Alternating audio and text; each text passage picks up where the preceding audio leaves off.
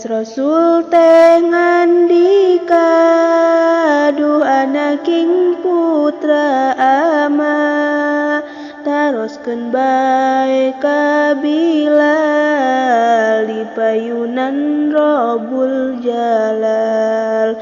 Di dinya tangtu patepang, Nyai jeung ama patepang.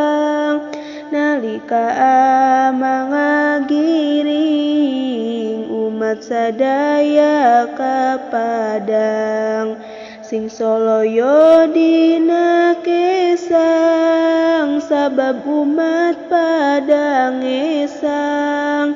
Duh eulis sing sobar bae, ningali ama sing sae. Papatah ama kahade, ulah henteu dipalire. Dewi Patimah haturan, karamana bari alon. Kumaha lamun teu aya, kamana abdi nyusulna. Duh anaking putra ama, lamun teu aya di dinya. Susul bae ka sowarga, tangtu papanggih jeung bagja. Nyi Dewi Patimah bunga, mujina alhamdulillah. Jeung ama bakal papanggih, di sowarga moal salah. Sanggeusna putus timbalan, lillahi rabbil alamin. Tina bingahna anjeunna, bakal tepang sareng Rama. Ti dinya Gusti Rasul teh, ka umat masihan tambeh.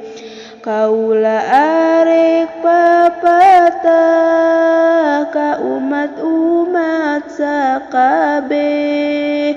Aduh umat sadayana, kahade sing ariatna. Bakal pisah jeung kaula, kaula teh moal lila. Di dunya sakedeung deui, sapoe ayeuna deui. Rek balik ka rahmatullah, datang putusan ti Allah. Jeung putra putu papisah, najan jeunggeur wasa kabeh. Rasulullah teras muli, barina zikir ka Allah. Angkat mani tenang pisan, kitu nabi akhir zaman. Sakieuna dom cekapan, kusim kuring ditutupan. Wassalamualaikum warahmatullahi wabarakatuh.